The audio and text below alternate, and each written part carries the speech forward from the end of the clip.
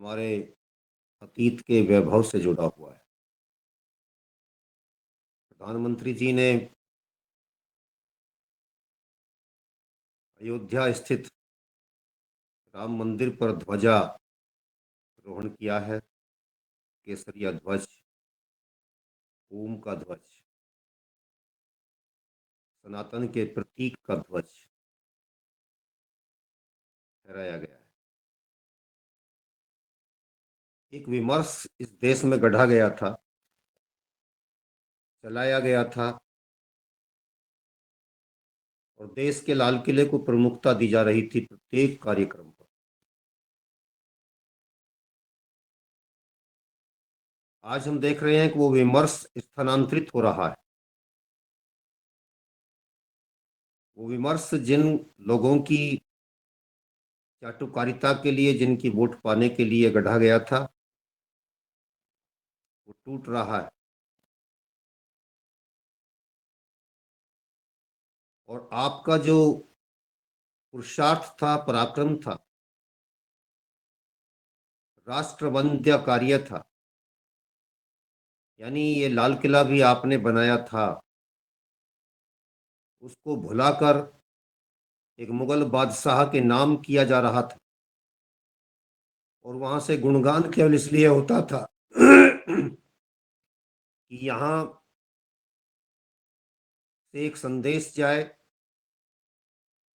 इस देश को लाल किला, ताजमहल और जितने भी ऐतिहासिक भवन हैं, सब विदेशी मुगलों ने दिए। ये विमर्श हमारे भीतर नैराश्य भाव उत्पन्न कर रहा था। बहुत सारे ऐसे ऐतिहासिक स्थल हमारी दृष्टि में होते हुए भी, जो कि हमारे अतीत के वैभव को, हिंदू गौरव को, सनातन के गौरव को स्थापित करने में सक्षम थे, उनको प्रमाण के रूप में भी स्वीकार नहीं किया गया। आज बहुत धीरे से, बड़ी सावधानी से, बड़ी समझदारी से और पूर्ण राष्ट्रभक्ति का प्रदर्शन करते हुए हमारे प्रधानमंत्री जी ने, हमारे प्रदेश के मुख्यमंत्री जी ने, योगी आदित्यनाथ जी ने वो काम करके दिखाया है कि देश की सांस्कृतिक राजधानी अयोध्या को बना दिया है। ये छोटी घटना नहीं है। देश का प्रधानमंत्री अयोध्या में जाकर के केसरिया ध्वज फहराए, ये आपके देश के हिंदू राष्ट्र होने का प्रतीक है, उसकी उद्घोषणा है।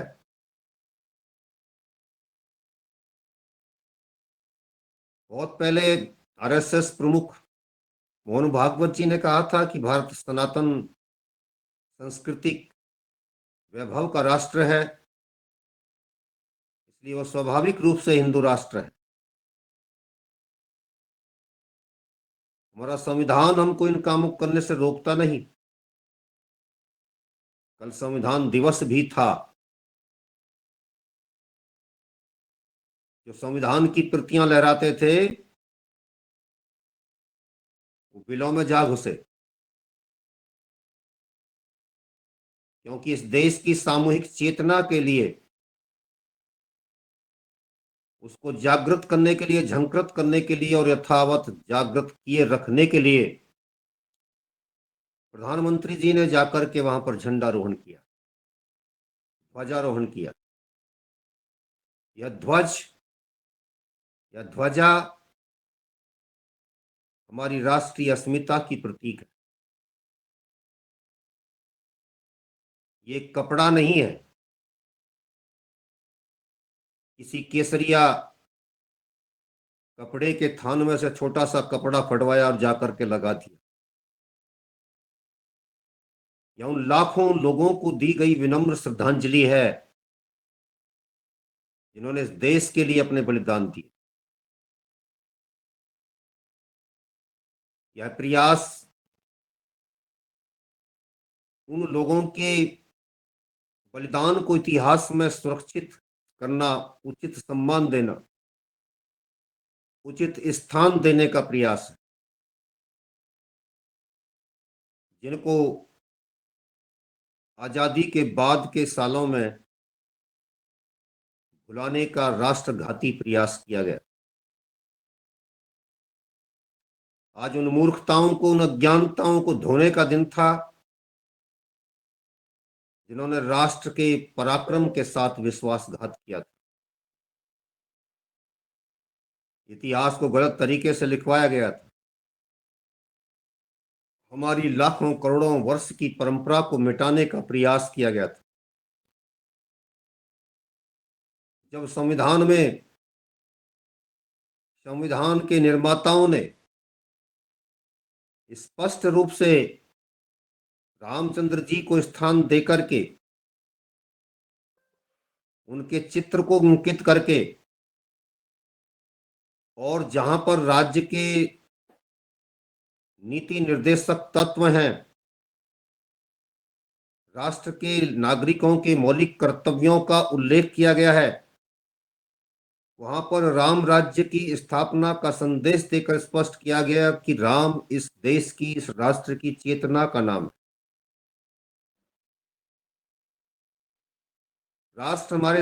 राम हमारे सांस्कृतिक गौरव के प्रतीक हैं, उसका नाम है। हम सबकी सामूहिक चेतना, हम सबकी सामूहिक श्रद्धा के केंद्र है। उनकी मर्यादा आज भी हमारे लिए अनुकरणीय है। ये हमारे संविधान के निर्माताओं ने संविधान के भीतर इस बात की स्थापना करके हमको संदेश दिया। लेकिन उन्हीं राम को काल्पनिक घोषित किया गया, एक षड्यंत्र के अंतर्गत घोषित किया गया, और उन लोगों का तुष्टीकरण करने के लिए किया गया जिन्होंने एक देश अलग ले लिया था।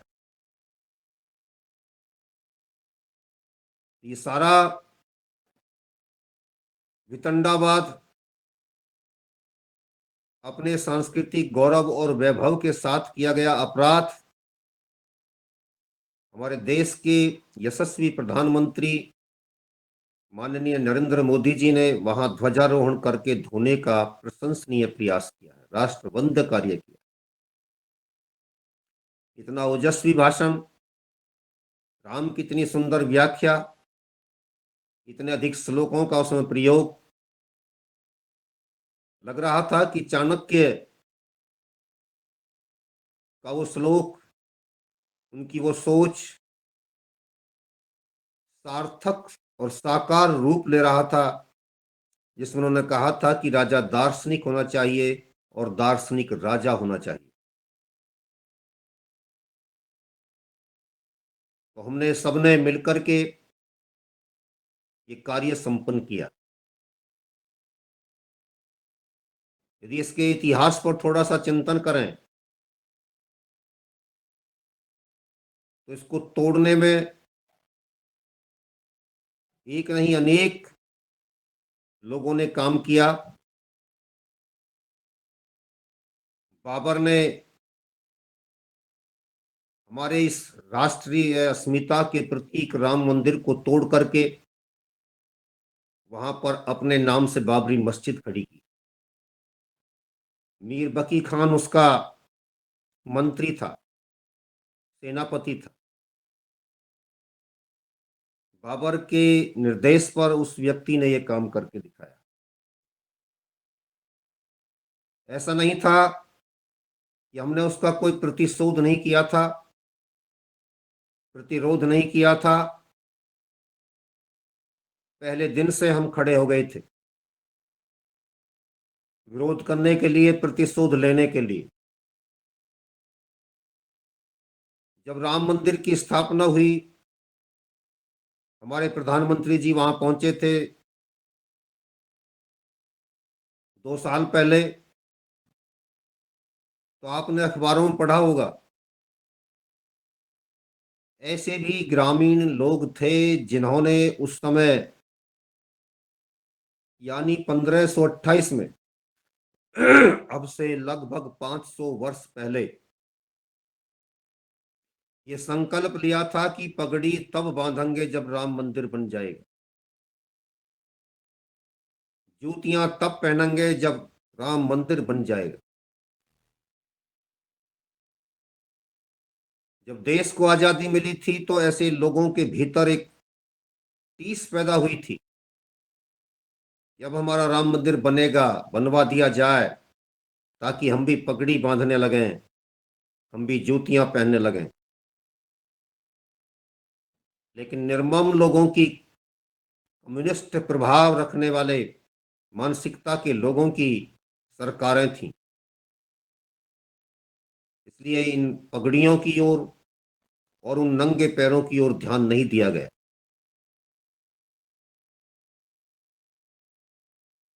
जब राम मंदिर का उद्घाटन हुआ तो उन लोगों की पीड़ा समाचार बनकर के समाचार पत्रों में प्रकाशित हुई, लेकिन अब वो पीड़ा नहीं रह गई थी, वो हर्ष और उल्लास में बदल गई थी। इसके लिए वर्तमान सरकार का जितना अभिनंदन किया जाए उतना कम है। आप हम सब ने जब उन समाचारों को पढ़ा था तो आश्चर्य व्यक्त किया था कि ऐसे भी लोग हैं। 500 वर्ष तक लोगों ने क्या क्या किया, कैसे कैसे संकल्प लिए, और उन संकल्पों की खातिर कितने लोगों ने बलिदान दिए। 2.25 लाख लोगों ने तो बाबर के जमाने में ही बलिदान दे दिए, और उसके बाद जब 6 दिसंबर 1992 को इसका ढांचा गिराया गया था, तब तक 72 युद्ध हमने लड़े थे और बड़ी बड़ी संख्याओं में उनमें बलिदान दिए थे। हमारे दिल का कोना सूखा पड़ा था, हमारी आंखों के आंसू सूख गए थे, हमारे गले रुंधे हुए थे। मैं पूरे भारतवर्ष के ही नहीं, संपूर्ण विश्व के उन आर्यजनों के लिए, सनातनियों के लिए, हिंदुओं के लिए ये बात कह रहा हूं, जो इस पीड़ा को लेकर के जब भी कभी अयोध्या गए तभी उनका दिल घायल हुआ, जख्मी हुआ। ऐसी पीड़ाओं को लेकर के हम आगे बढ़ रहे थे और इस प्रतीक्षा में थे कि एक दिन आएगा जब हम यहाँ पर केसरिया ध्वज लहराता हुआ देखेंगे, फहराता हुआ देखेंगे। वो सैकड़ों वर्ष की तपस्या, जिसको प्रधानमंत्री जी ने निसंकोच कहा, 500 वर्ष की तपस्या का निसंकोच उल्लेख किया। मैं निसंकोच कहकर के प्रधानमंत्री जी की बात का इसलिए अधिक उत्साह के साथ समर्थन अनुमोदन कर रहा हूं, इस देश में ऐसे भी प्रधानमंत्री हुए जिनकी पिंडलियां कांपती थी राम मंदिर का नाम लेने से भी, लेकिन प्रधानमंत्री जी ने दिखाया कि मैं राष्ट्र की ओर से बोल रहा हूं, राष्ट्र को संबोधित कर रहा हूं, प्रत्येक व्यक्ति के भीतर की बात को अभिव्यक्ति दे रहा हूं। और नेता वही होता है, राष्ट्र को वही संबोधित करता है जो राष्ट्र की नब्ज पर हाथ रख करके बोलता है। प्रधानमंत्री जी ने पूरे देश की भावनाओं का समेकीकरण किया और राष्ट्र के लोगों को बताया कि जो तुम्हारी पीड़ा थी, जो तुम्हारी टीस थी, जो तुम्हारी मनोकामना थी, वो आज पूर्ण हो रही है। आइए आज हम सभी मिलकर के अपने उन अमर शहीदों को, बलिदानियों को विनम्र श्रद्धांजलि अर्पित करें, जिनके परम पुरुषार्थ से, त्याग से, तपस्या से, साधना से इस राष्ट्र ने राम मंदिर के निर्माण की अपनी इच्छा को प्रकट रूप दिया है, साकार रूप दिया है। तो हमने उन बलिदानियों को, जो दीनदयाल पांडे नाम के एक विद्यार्थी के नेतृत्व में 70,000 युवाओं ने अपना बलिदान दिया था। राजा मेहताब सिंह जो भीटी के रियासत के राजा हुआ करते थे, 75-80 वर्ष की अवस्था में युवाओं जैसा जोश राम मंदिर के निर्माण के लिए उनके भीतर पैदा हो गया। तोड़ने वालों का तो गुणगान किया गया, उनको तो स्थान दिया गया, बताया गया कि बाबर एक ऐसा वीर योद्धा था जिसने मिट्टी में से साम्राज्य खड़ा किया। लेकिन जिन योद्धाओं ने देश के लिए काम किया, राष्ट्र के लिए काम किया, उन राजा मेहताब सिंह को कितने लोग जानते? कोई नहीं जानता। बहुत कम, मुट्ठी भर लोग, उंगलियों पर गिने जाने लोग, गिने जाने योग्य लोग। वहीं पर राजकुमारी जो हमारे कभी 1033-34 में राजा सुहेल देव की वंशज रानी जयराज कुमारी, उसने भी अपने पति के साथ मिलकर के युद्ध किया। स्वामी महेश्वरानंद जी जो उनके गुरु हुआ करते थे, उनके निर्देशन में बड़ी फौज तैयार की गई। स्वामी महेश्वरानंद जी वीर योद्धा थे, गुरु द्रोणाचार्य जी की परंपरा के वीर योद्धा थे। यानी कि स्वामी होकर के, सन्यासी होकर के लड़ना भी जानते थे। इसलिए स्वयं युद्ध के क्षेत्र में खड़े होकर के शत्रुओं का अंत कर रहे थे। रानी भी लड़ रही थी, उनके पति देव भी लड़ रहे थे, पूरा परिवार लड़ रहा था। जिन मूर्खों ने यह कहा कि इस देश में राष्ट्रवाद की भावना नहीं रही, उन दुष्टों को, उन निकम्मों को ये देखना चाहिए, सोचना चाहिए। यदि उनके भीतर भी ये भावना होती कि हमें तो राज करना है, हमें क्या लेना, तो उस दिन लड़ने के लिए पूरा परिवार युद्ध क्षेत्र में नहीं होता। रानी जयराज कुमारी के वर्तमान वंशज को हमारे देश के यशस्वी प्रधानमंत्री ने राम मंदिर के उद्घाटन के समय उपस्थित किया था, बुलाया था और उनको सम्मान दिया था। ये होता है राष्ट्र का गौरव, ये होता है राष्ट्र जागरण का कार्य, ये होता है देश के भीतर से बैठ गई नैराश्य भाव की भावना को निकालने का पुरुषार्थ। लोगों को लगा कि रानी जयराज कुमारी को आज हमने सब ने मिलकर के बहुत उत्कृष्ट श्रद्धांजलि अर्पित की है, जिसकी वह हकदार थी। उनके पतिदेव और वह स्वयं और उनके परिवार के अनेक लोग उस समय बलिदान दे गए। स्वामी महेश्वरानंद जी भी बलिदान दे गए।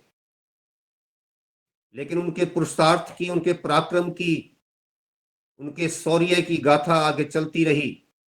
लोग उनसे प्रेरणा लेते रहे। जिन दुष्टों ने इतिहास का विनाश किया और जो आज भी ये कहते हैं जब इतिहास के तथ्यों का पुनर्स्थापन हो रहा है, ये इतिहास का विकृतीकरण किया जा रहा है, उनको इतिहास के तथ्यों की जानकारी होनी चाहिए, पढ़ना चाहिए। अपने ही देश के लोगों के साथ इतना बड़ा अन्याय करके उन्होंने जो राष्ट्रघाती कार्य किया, उसे ये मां भारती कभी क्षमा नहीं कर सकती, वो क्षम्य नहीं है। जिन्होंने जाकर के मुगलों के दरवाजे पर बार बार वंदना की है, जा जाकर के शीश झुकाया है,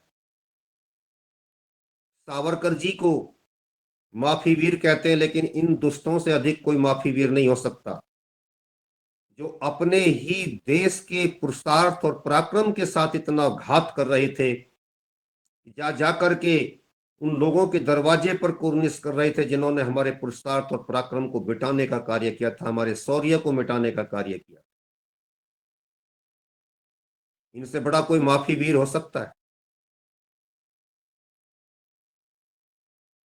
तो हमारे देश ने उन बलिदानों को, और उसके बाद जो मुगल काल के दूसरे बादशाह आए, उनके जमाने में हुए अनेक युद्धों को,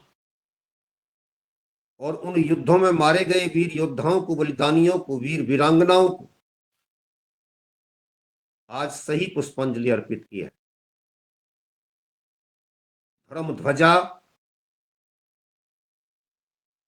कहीं बहुत अधिक महत्वपूर्ण होती है, राष्ट्र की ध्वजा भी होती है, लेकिन राष्ट्र भी धर्म से प्रेरणा लेता है। जब हम सब एक दूसरे के साथ मिलकर चलने की सौगंध उठाते हैं, मिलकर चलने का संकल्प लेते हैं, तब हम वेद के उस संगठन सूक्त को, जो ऋग्वेद में आया है, तुम्हारी चाल एक जैसी हो, उक्ति कृति की एकता, उक्ति यानी मन वचन कर्म, आचार विचार, इनकी एकता, और उच्चार, उक्ति कृति की एकता, ये सारा का सारा जो एक आदर्श है और एक आदर्श व्यवस्था है, ये हमको विरासत में मिली, सनातन से मिली, जिसमें यह कहा गया कि हम सब एक दिशा में चलेंगे। हमारी कृति में एकता होगी, कार्य में, हमारी उक्ति में एकता होगी, हमारे आचार में, आचरण में एकता होगी, हमारे उच्चार में एकता होगी, वाणी में एकता होगी, हमारे विचार में एकता होगी।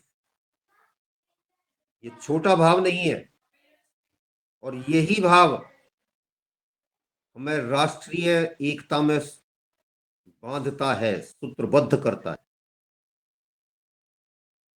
इसलिए चाहे खून अयोध्या में गिरा हो, चाहे भोपाल में गिरा हो, चाहे आसाम में गिरा हो, चाहे तमिलनाडु में गिरा हो, वो सनातनी का खून था, इसलिए हमारा अपना खून था। इसलिए हम सब उसके प्रति श्रद्धा से झुक जाते हैं, और ये सोच करके झुक जाते हैं कि हम तुम्हारे बलिदान को व्यर्थ नहीं जाने देंगे। जिन लोगों ने उन विषम परिस्थितियों में कार्य किया, जब चारों ओर दूर दूर तक आशा की किरण कोई दिखाई नहीं दे रही थी, जब सर्वत्र अंधेरा ही अंधेरा था, मुगलों की तलवार खनखनाती हुई दिखाई देती थी, आपके हथियारों को छीन लिया गया था, निशस्त्रीकरण कर दिया गया था, आप पर पहरा बैठा दिया गया था, एक लाइन में लगा करके सामूहिक नरसंहार किए जाते थे, लाखों लाखों की संख्या में जनेऊ उतारे जाते थे, और जनेऊ के साथ साथ सर भी उतारे जाते थे। जब उस समय नहीं झुके, उस समय नहीं थके, तो आज हमारे लिए कौन सी ऐसी परिस्थितियां आया, तो बहुत कुछ अनुकूलताएं हैं, परंतु सावधानी हटी और दुर्घटना घटी। ये बात ध्यान रख करके चलना है, सावधानी हटते ही दुर्घटना हो जाती है। इसलिए निरंतर अपने लक्ष्य की ओर बढ़ना है, सावधान रह करके बढ़ना है, किसी भी प्रकार की गफलत में नहीं रहना है। ये प्रधानमंत्री जी के उद्बोधन से स्पष्ट होता है। इस राष्ट्रवंदक कार्य से सिद्ध होता है प्रमाणित होता है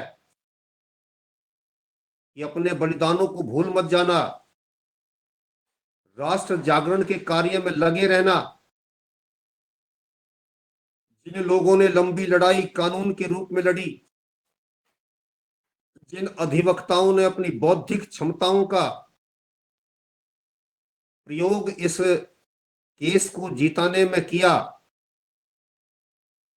जिन लोगों ने राष्ट्र जागरण के लिए अपना समय दिया, चाहे वो बीजेपी के लोग थे, चाहे आरएसएस के लोग थे, चाहे विश्व हिंदू परिषद के लोग थे, चाहे हिंदू महासभा के लोग थे, लेकिन इनसे भी अधिक वो लोग थे जिनका किसी पार्टी से, किसी संगठन से कोई मतलब नहीं था, लेकिन इसके बावजूद वो राष्ट्र के लिए सड़कों पर उतर आए थे, चर्चाएं करते थे, चाय पीते हुए चर्चा करते थे, चाय की दुकानों पर खड़े होकर के चर्चा करते थे। ये काम होना चाहिए।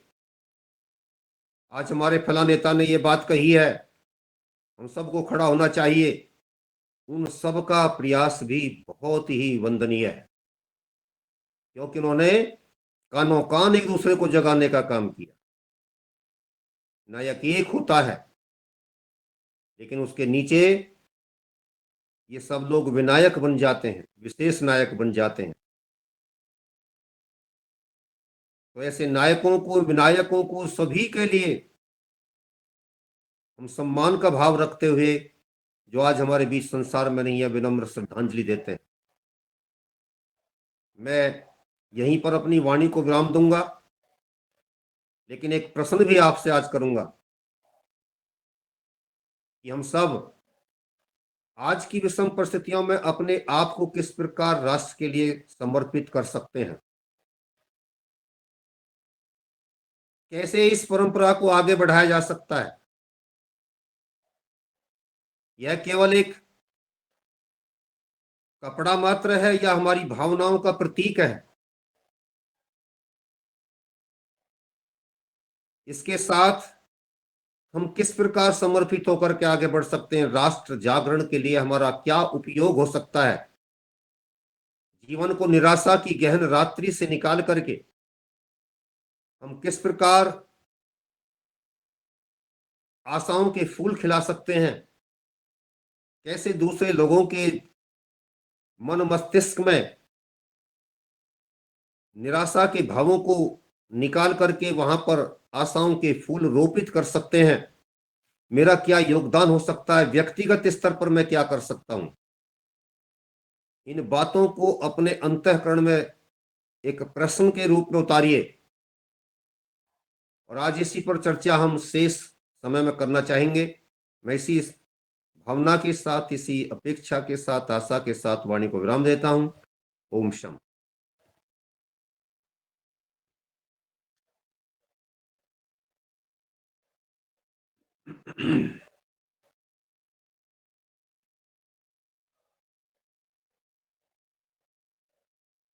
जी ओम। आज का उद्बोधन बहुत ही प्रेरणादायी, सुंदर उद्बोधन रहा है। और निश्चित रूप से जो आपने आखिरी बात की है कि हम राष्ट्र को के प्रति किस प्रकार समर्पित हो सकते हैं, किस प्रकार हम कार्य कर सकते हैं, इस सब के लिए मैं आदरणीय सर्वप्रथम पवन सर को असादर आमंत्रित करता हूं और इस पर चर्चा आगे बढ़ा। जी ओम।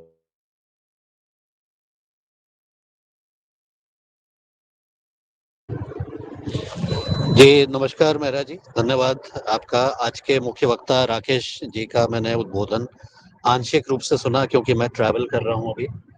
और निश्चित रूप से जो चीज़ें मैं सुन पाया और जो समझ पाया, उसको हम अतीत को समझते हुए अब भविष्य की जो हम बात करते हैं, वो हमारे लिए बहुत महत्वपूर्ण है, सार्थक है, और आने वाली पीढ़ियों के लिए उतनी ही ज़्यादा प्रासंगिक और महत्वपूर्ण होने वाली है। क्योंकि इस अभी तक के जो कार्य हुआ है, उसके जो अनुभव हमें मिले हुए हैं और वर्तमान परिस्थितियों को हम देखते हैं, तो उसके ऊपर हमें और गंभीरता पूर्वक आने वाले समय पर चिंतन मनन करने की आवश्यकता है। और इस चिंतन मनन का जो कार्य हमारा निरंतर चलता जा रहा है। निरंतर हम इस पर वार्तालाप कर रहे हैं। मेरा अनुरोध रहेगा राकेश आर्या जी से कि इस विषय पर भी वो अपने कुछ दिशा निर्देश दें, इस चीज़ को ध्यान में रखते हुए कि वर्तमान में हमारे सामने किन-किन तरह के चैलेंजेस, किस-किस तरह की समस्याओं का हम देख रहे हैं और उससे हमें क्या प्रभाव, किस तरह से हम प्रभावित हो रहे हैं और किस प्रकार से ये जो संघर्षपूर्ण समय हमारा 550 साल का रहा, इस विशेष परिस्थिति को देखते हुए और इस स्थिति को देखते हुए जो हमने हमारे अनुभव रहे हैं, इसके आधार पर हमारे आगे की जो आधारशिला रखी गई है, उस पर हमारा योगदान क्या होने वाला है। तो इस चीज़ को हम चिंतन मनन करें। वर्ग हमारे अलग राज्यों के हमारे जो साथी किसान और अन्य लोग जुड़े हुए हैं, वैज्ञानिक भी जुड़े हुए हैं, तो उन सब के साथ हम परामर्श करते हुए इस चीज़ को आगे ले जाने की तरफ तत्पर रहें, ऐसा मेरा निवेदन है। इस चीज़ के प्रति भी आप अपने कुछ विचार दें आपके अनुभव के आधार पर और किस तरह से इस कार्य को हमें करना चाहिए और किस तरह के कार्य वर्तमान में हो रहे हैं और उनके प्रयासों से हम क्या सीख सकते हैं और योगाहार की हमारी जो कक्षा हो रही है, इस पर हम विशेष रूप से किस प्रकार से अपना योगदान आगे भविष्य के लिए कर सकते हैं। मेरा यही निवेदन है। मैं अभी प्रवास में हूँ और आशा करता हूँ कि आने वाले सप्ताहों में जब इस पर हम चर्चा करेंगे, तो एक अच्छी रणनीति के रूप में हम चीज़ों को आगे ले जाने के लिए सक्षम हो पाएँगे। मैं अपनी बात को विराम देता हूँ और आप सबको नमन, धन्यवाद, नमस्कार। जी आदरणीय राकेश आर्य जी।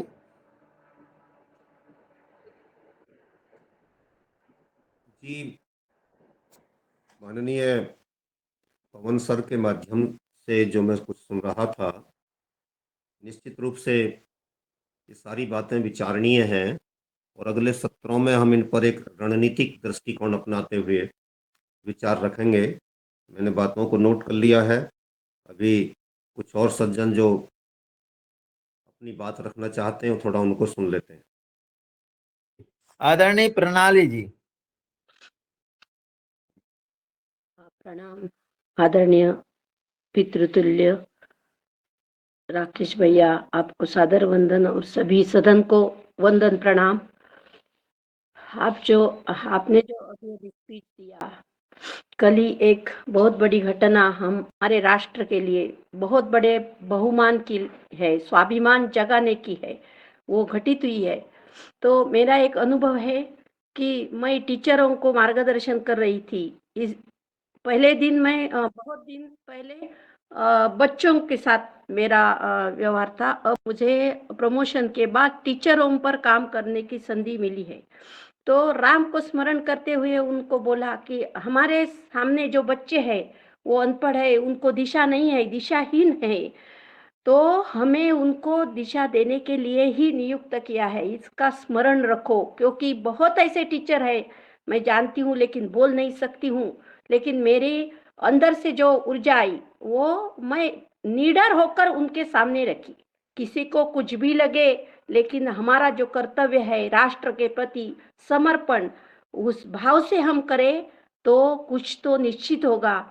ये जो हमारे भीतर जो डर था वो डर बिल्कुल गया और वो उस भगवा ध्वज अयोध्या में लगा, उसका स्मरण हमें बार बार रखकर ऐसे जो विकट परिस्थिति है, जो कुछ गलत है, उसके लिए आवाज उठाने का सामर्थ्य हर एक के मन में आए और बुरी चीजें जो है, बुरी घटनाएं वो परास्त हो जाए, ऐसी ही मेरी मनोकामना है। ओम प्रणाम, धन्यवाद। देखिए बहन जी, कहूँ क्या कुछ? बोलें सर, बोलें। जी, मेरा निवेदन केवल ये था कि ये बहन जी ने जो कुछ बोला है, कल मुझे बहन रंजना जी बता रही थी, 1.5 वर्ष से हम यहाँ पर अपने इस योगाहार मंच पर हनुमान चालीसा का पाठ करते हैं। हनुमान चालीसा का पाठ का अभिप्राय है कि हम अपने भीतर हनुमान जी के जैसे गुणों को लाएं, जागरण करें। उसका अभिप्राय है कि जैसा उनका शरीर था, वज्र अंग बलि, वज्र जैसा, पत्थर जैसा अंग जिसका बन जाए, ऐसा बलि। वो ब्रह्मचर्य की साधना करने वाला राष्ट्र का योद्धा था। तो 1.5 वर्ष की ये साधना हमारी चली है। ये शब्दों का खेल मात्र नहीं है, बल्कि हमारे भीतर कहीं ना कहीं कोई नया जोश पैदा हो रहा है, उत्साह पैदा हो रहा है। हनुमान चालीसा का ये अभिप्राय होता है। आपने वो सार्थक करके दिखाया जब आप वहां पर झुकी नहीं और आपने वो कार्य किया। मेरा यहाँ पर कहना केवल यह है कि अभी मेरे पास ऑस्ट्रेलिया से एक विशेष एक वीडियो भेजी गई है, जिसमें दिल्ली के घोंडा चौक पर स्थित एक स्कूल में बच्चों को अल्लाह के बारे में बताया जा रहा है, और उसके बारे में, वो सारे हिंदू बच्चे हैं, उसके बारे में विशेष शिक्षा दी जा रही है। रात भी वो बहन है, वो भी जो है, वो भी रात भी मेरे से बात कर रही थी, तो कह रही थी कि भैया इस पर काम होना चाहिए, प्रधानमंत्री जी के पास जाना चाहिए। बड़ी विदुषी बहन है। तो कितने घातक स्तर पर आपके बच्चों को लूटा जा रहा है। इसलिए हमको तो विशेष परिश्रम करने की आवश्यकता है। मैं आपके इस प्रयास की प्रशंसा करता हूँ। धन्यवाद। जी ओम। आदरणीय, मैं क्रम से बुला रहा हूँ आदरणीय बने सिंह जी। जी, सदन को कोटि कोटि नमन। आज जो हमारे मुख्य अतिथि ने विषय रखा है कि हम राष्ट्र के लिए क्या कर सकते हैं और एक नई दिशा कैसे दे करके हम एक अखंड भारत बनाने की या आसुरी शक्तियां को कैसे समाप्त कर सकते हैं। हम हमारा अहंकार और अभिमान त्याग करके हमें सबसे पहले कदम उठाना चाहिए। देश के अंदर छुआछूत जो चल रही है, इसको ख़त्म करने का अभियान हमें चलाना चाहिए और सभी को वेद मार्ग पर लाने का प्रयास हम सबको मिलकर के करना चाहिए। हमने जब से छुआछूत का दिशा अपनाया था, तब से हमारे पुण्यभूमि भारत ये अलग अलग खंडों में बढ़ता गया, और आज भी देश के अंदर यही हो रहा है। सब अपने अपने मजहब और जातिवाद के नाम पर हर रोज नए नए लड़ाई और दंगे फैला रहे हैं। तो आदरणीय, क्या हम ये छुआछूत करके ही इस राष्ट्र को बना सकते हैं, या छुआछूत खत्म होना चाहिए या नहीं होना चाहिए? जी। आपका विचार बहुत अच्छा है, और मैं इस आपके वक्तव्य से आप लोगों को ये बताना चाहता हूं कि अभी हम एक पत्रिका स्मारिका के रूप में आर्य प्रतिनिधि सभा जनपद गौतम बुद्ध नगर की ओर से प्रकाशित कर रहे हैं।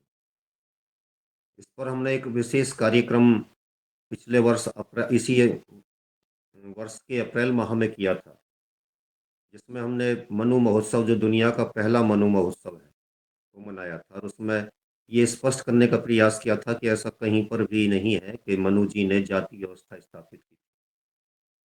उसके बाद हमने कई कार्यक्रम इसको लेकर के किए हैं, जिनमें बहन जी मयूर विहार से हमारे बीच में उपस्थित हुई थी, और अब जो है उसमें हम लेख भी आमंत्रित कर रहे हैं।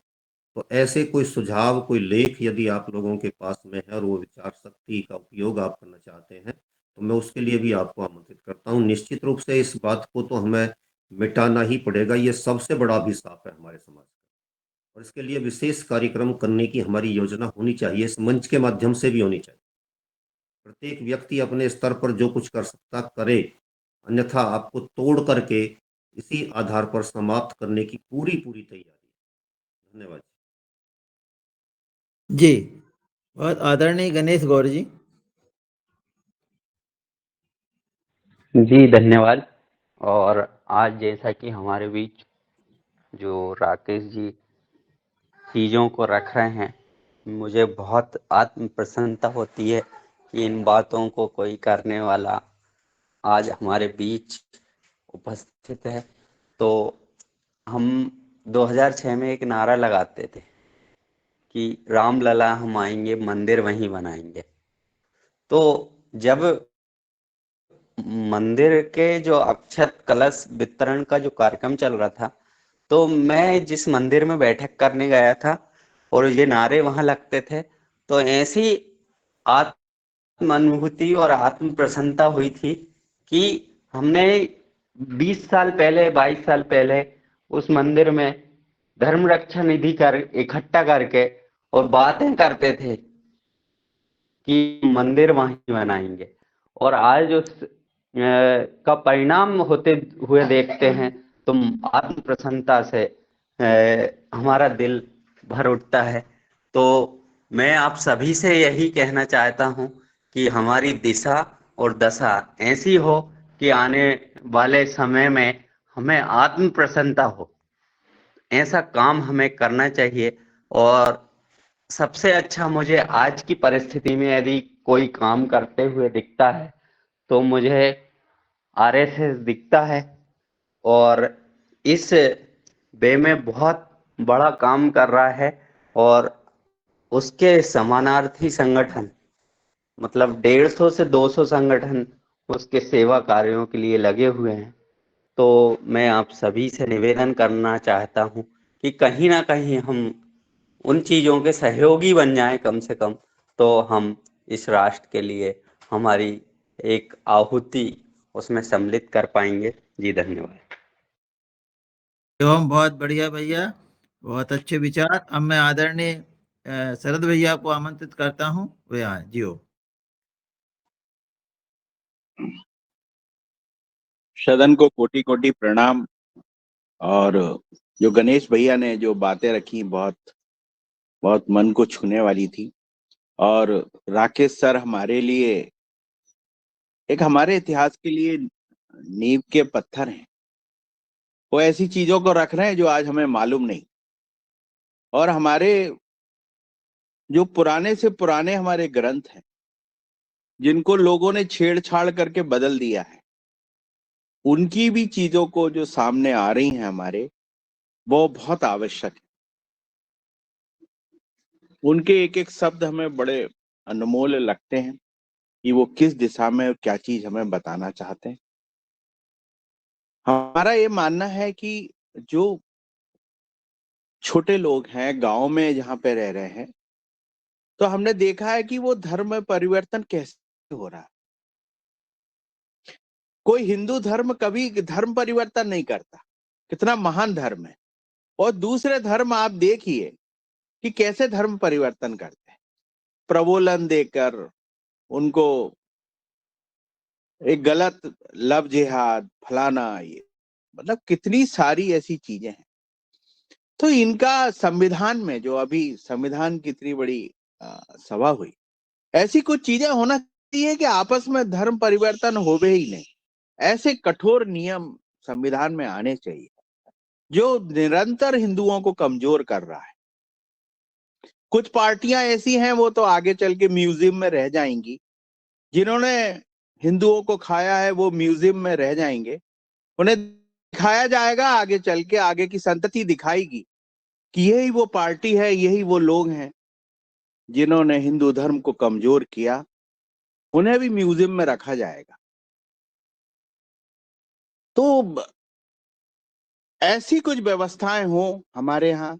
आज एक पादरी फोन करता है तो कलेक्टर उनके कार्यक्रम में स्वेच्छा से चला जाता है, लेकिन एक पुजारी की दम नहीं है आज कि वो एक कलेक्टर को फोन कर दे और अपने कार्यक्रम में बुला ले। ऐसा क्यों? हर जवाब देने के लिए सिर्फ हिंदू धर्म ही है कि सब काम जो भी गलत होते हैं वो हिंदू धर्म ही उसका जवाबदारी है? ऐसा क्यों? ऐसा है, आप ही इन चीजों का हल दे सकते हैं हम लोगों को।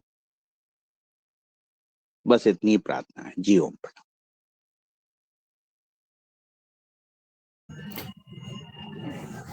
जी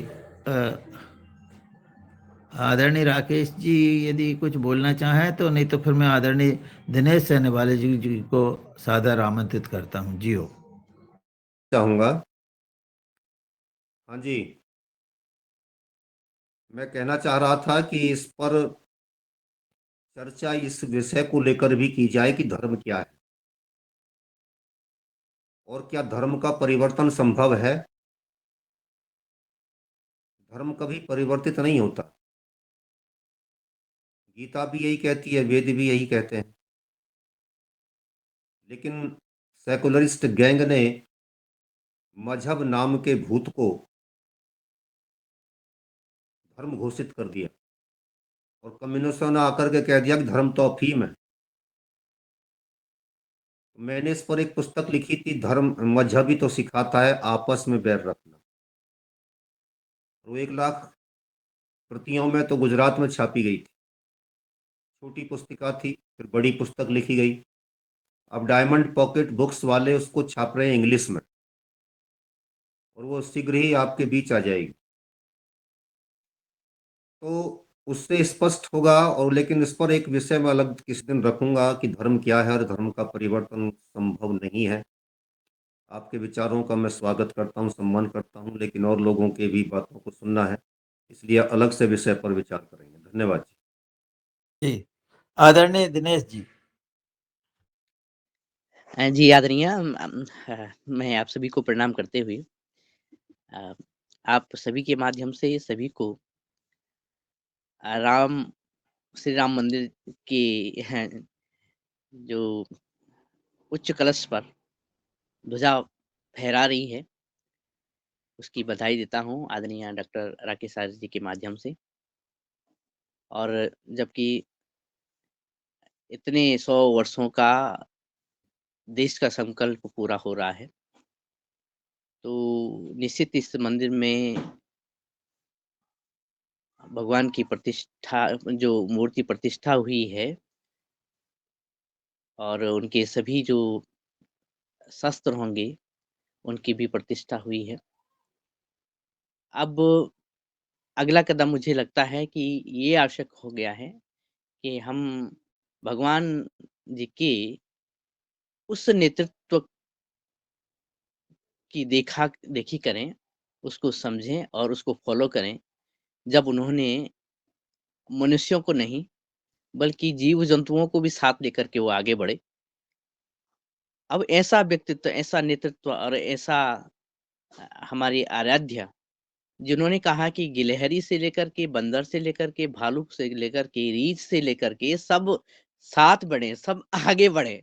तब हम इसी बात पर अटके हुए हैं कि हम छुआ-छूत, तो ये तो शायद हमको स्वयं ही अपने बारे में सोचना होगा कि हम कहाँ अटके हुए हैं, हम कैसे प्रश्न कर रहे हैं, हम और हमारी आगे की दिशा कैसे है।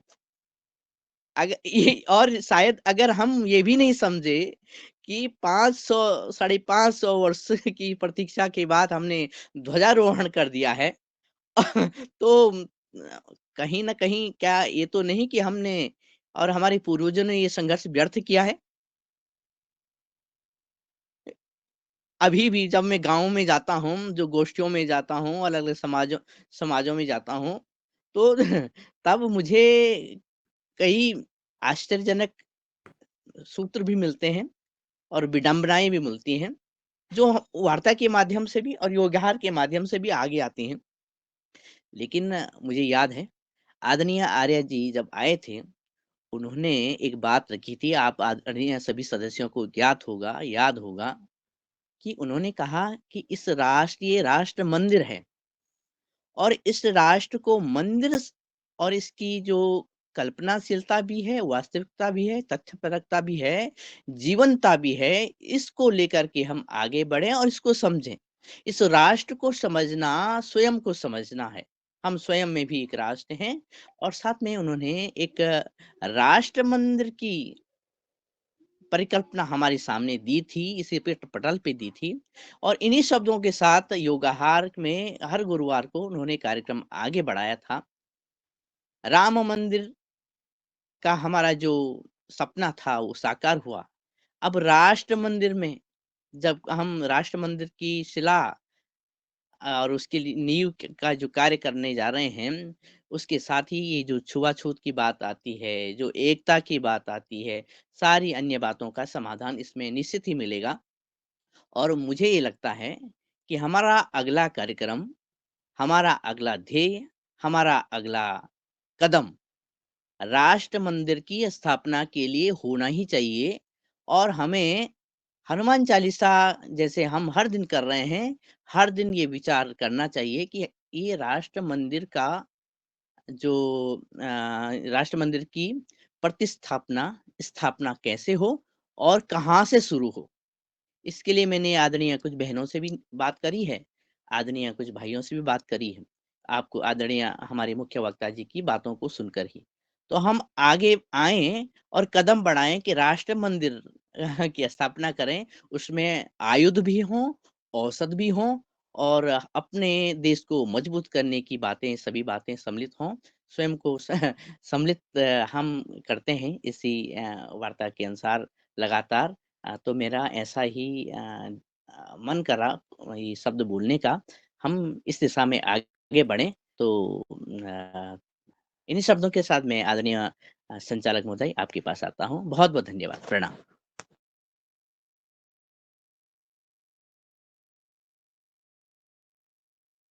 जी आर्य जी। जी, बहुत मैं अच्छा विचार आपने दिया है। इस पर निश्चित रूप से हमको आगे बढ़ना चाहिए। ये हमारा सबका सामूहिक संकल्प है, राष्ट्रीय संकल्प है। ये बात जो आपने कही थी कि प्रत्येक व्यक्ति अपने आप में राष्ट्र होता है, इसमें दो राय नहीं है। जब प्रत्येक व्यक्ति की भावनाएं राष्ट्रीय हो जाती हैं, जब प्रत्येक व्यक्ति एक दूसरे के साथ मिलकर चलने की बात सोचता है, जब सनातन को मजबूत करने की बात सोचता है, जब अपने गौरव पर विचार करने के लिए चौबीसों घंटे अपने आप को समर्पित किए रखता है, जब अपने देश के लिए सोचता है और देश आगे कैसे बढ़ेगा और कैसे जाकर के विश्व गुरु बन जाएगा, तो प्रत्येक व्यक्ति अपने आप में राष्ट्र हो जाता है। बहुत अच्छी बात आपने कही है और इस पर निश्चित रूप से हमको काम करना है। ये तो संकल्प है। बहुत अच्छा जी, धन्यवाद। अनिल कुमार जी। आदरणीय डॉक्टर राकेश आर्य जी और योगा आर्ट सदन, आपको सादर अभिवादन व सादर अभिनंदन। डॉक्टर साहब ने बड़ा समसामयिक विषय आज लिया। कल ही हमने संविधान दिवस मनाया है और संविधान दिवस पर भी डॉक्टर साहब ने बताया, उनका उद्बोधन इस मामले में बड़ा विशेष रहा। साथ ही कल प्रधानमंत्री मोदी ने मंगलवार को अयोध्या में राम मंदिर के शिखर पर जय श्री राम के नारों के बीच में ध्वजारोहण किया, जिससे यह प्रतीक हुआ, ये इस बात का प्रतीक था कि मंदिर का निर्माण औपचारिक रूप से पूरा हो गया है। और प्रधानमंत्री ने भी कहा कि सदियों के जख्म और दर्द भरे रहे हैं, क्योंकि 500 साल पुराना संकल्प आखिरकार पूरा हुआ है। डॉक्टर साहब ने भी जो चिंताएं व्यक्त की हैं वो बिल्कुल वास्तविक व चुनौतीपूर्ण है। तो इस संबंध में जो भी कार्य योजना हम बनाते हैं, आपने बड़ा अच्छा कहा कि कार्य योजना बननी चाहिए, लेकिन उसके साथ में ये भी होना चाहिए कि एक इंग्लिश का एक कोट है कि be the change you want the world to be, कि आप वो परिवर्तन खुद बने जो आप चाहते हैं कि विश्व बने, दुनिया में दूसरे वो परिवर्तन बने, वो आप खुद बने। मतलब शुरुआत अपने से करें तो ज़्यादा ठीक रहेगा। अगर हम अपने से शुरुआत करते हैं तो सारा सभी एक किस्म से देखा जाए तो सामूहिक रूप से कार्य योजना आगे बढ़ती है। और तभी हम ये भी कहा जाता है कि action speaks louder than words. Action ज़्यादा इम्पोर्टेंट है। शब्दों के हिसाब से तो हम कार्य योजना बनाते ही हैं, लेकिन एक्शन करना जो है वो जरूरी है। तो इस बारे में हम ये देखते हैं कि आज आपने देखा होगा कि कुछ विघटनकारी शक्तियां बड़े सिर उठा रही हैं, जिसमें कि अब बिल्कुल गजवाए हिंद का नारा उन्होंने दिया हुआ है। इसके अलावा राम मंदिर की सिक्योरिटी के बारे में भी बड़ी चिंताएं रहती है हमारी। कोई कोई कहता है कि राम मंदिर को हम रहने नहीं देंगे, यहाँ पर करके फिर मस्जिद बनाएंगे। कल ही एक पश्चिम बंगाल में एक मौलवी ने कहा कि मुर्शिदाबाद में एक बाबरी मस्जिद बनाई जाएगी, अगले 3 महीने में इसका कार्य शुरू कर दिया जाएगा। तो इस प्रकार की जो घटनाएं हो रही हैं उनके ऊपर हमें निगाह रखनी है और ध्यान रखना है कि इस प्रकार की घटनाएं ना हो पाए। तो डॉक्टर साहब ने जो सुझाव दिए हैं वो वास्तव में बहुत अच्छे हैं। धन्यवाद डॉक्टर साहब। आदरणीय नरुला जी, बहुत अच्छा विचार आपने दिया है। गजवाए हिंद की बात भी आपने अपने वक्तव्य में रखी है। हमारा मनोबल तोड़ दिया गया जी और हम बड़ी संख्या में होने के उपरांत भी ये सोच लेते हैं कि गजवाए हिंद हो जाएगा, क्योंकि वो तो सारे तलवार वाले हैं। तो आज हमारे पास में एक संकल्प और एक सही मनोभावना, राष्ट्रीय भावना विकसित हो रही है और हो चुकी है। जी ये ये इसकी स्थापना का संकेत है। सारी बातें कह करके नहीं की जाती हैं और सारी बातों की घोषणा नहीं होती है और सारी बातों को अपने भाषण में भी नहीं लाया जाता, लेकिन बिल्कुल। कल परसों आपने गजवाए हिंद के स्थान पर भगवाए हिंद घोषित कर दिया है। जी जी और भगवाए हिंद के लिए अब हमें क्या करना है, ये जो आपने बहुत अच्छी बात कही है कि उधर से भी इसके लिए खतरे निरंतर बने हुए हैं, यानी कभी भी कोई भी घटना राम मंदिर को लेकर के की जा सकती है। तो वर्तमान सरकार ने इसको बड़े बड़े बमों से भी सुरक्षित करने के लिए उस दृष्टिकोण से तैयार किया है कि यदि बमों का भी इस्तेमाल किया जाएगा तो टूटेगा नहीं। लेकिन फिर भी हमारा अपना मनोबल यदि टूट गया तो निश्चित रूप से कुछ भी घटना घटित हो सकती है। तो हमें एक साथ एक दिशा में आगे बढ़ना होगा और उसके लिए ही काम करना होगा। धन्यवाद। धन्यवाद डॉक्टर साहब। जी, आदरणीय प्रीनिता बहन जी, अपने कम शब्दों में और केवल जो आपके प्रश्न हो वो कहें। जी ओम, आदरणीय प्रीनिता बहन जी। को प्रणाम। बड़ा हम सबके लिए ये भावुक विषय है। आज के मुख्य वक्ता जी ने अपने विषय में राम के चरित्र को लेकर और पूर्व संघर्ष को, इतिहास को दर्शाया, बताया। निश्चित रूप से राष्ट्र चेतना हमारे अंदर। आदरणीय मैडम जी, माइक बंद कर लें। बोले बहन जी। जी धन्यवाद। हमारे लिए, पूरे भारत के लिए बड़ा गौरव का और भावुक विषय था। परसों मंगलवार के दिन आदरणीय देश के प्रधानमंत्री जी ने जो राम जी के मंदिर की शिखा पर केसरिया ध्वजारोहण किया तो वो भावुक भी हुए। आप सबने देखा होगा वो बड़े भावुक भी थे। उन्होंने उस 500 550 वर्ष के संघर्ष को भी रखा। निश्चित रूप से कम शब्दों में बोलना है तो बड़ा कठिन भी है, लेकिन समय की मर्यादा को ध्यान में रखते हुए मैं मुख्य वक्ता जी का अभिवादन करती हूँ कि निरंतर आपका अखंड और प्रचंड पुरुषार्थ इस राष्ट्र के लिए चल रहा है। ऐसे ही दिनेश जी भाई साहब ने कहा कि हर व्यक्ति को राष्ट्र के सिपाही बनना होगा। आज भी विरोधी ताकतें अपने अपने स्थान पर काम कर रही है, वैसे ही हमें भी छोटे से गिलहरी के रूप में अपने अपने क्षेत्रों में हर कोने में सिपाही बनकर इस राष्ट्र के लिए काम करना है। सिर्फ राम ही राम हो, राम ही राम हो, राम ही राम हो। भारत माता की जय। वंदे मातरम। जय सिया राम। बहुत सुंदर बहन जी, आपने कम शब्दों में बहुत अच्छी बात कही है। अब मैं आदरणीय हमारे मुन्नीलाल यादव जी को सादर आमंत्रित करता हूं, वे आए और अपनी बात कहें, साथ ही आभार भी व्यक्त करें। जी आदरणीय यादव जी। धन्यवाद आदरणीय मेहरा जी।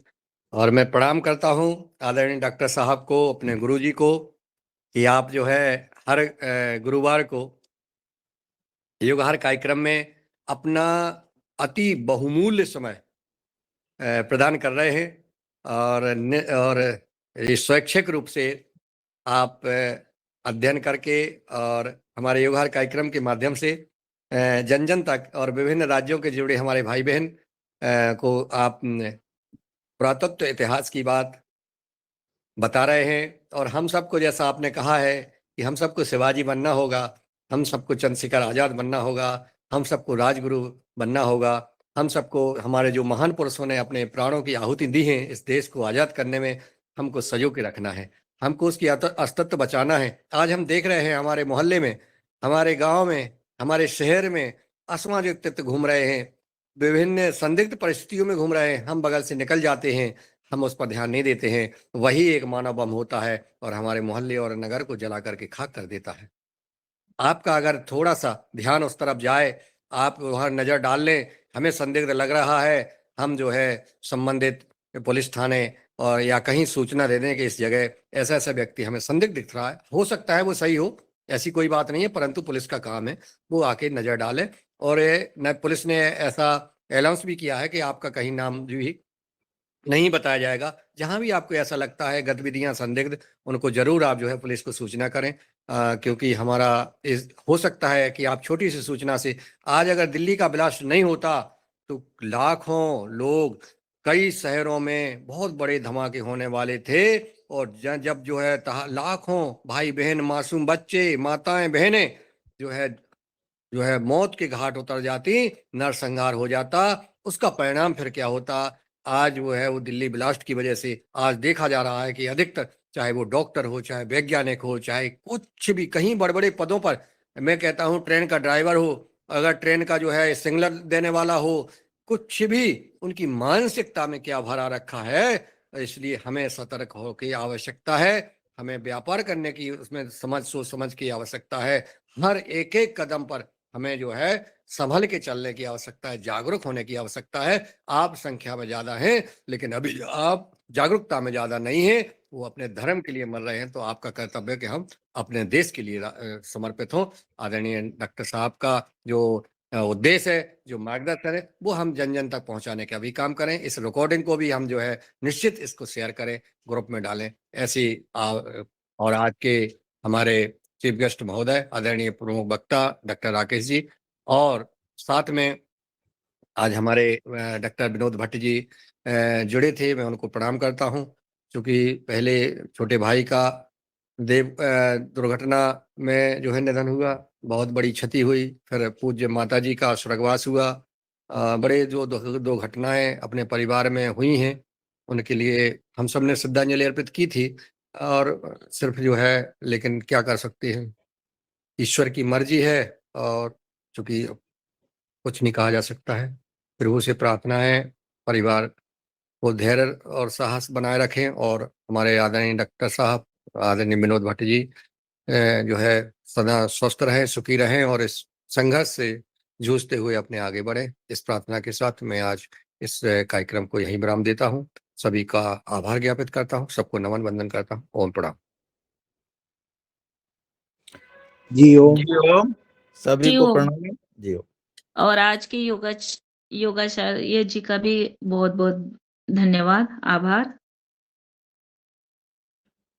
जी जी।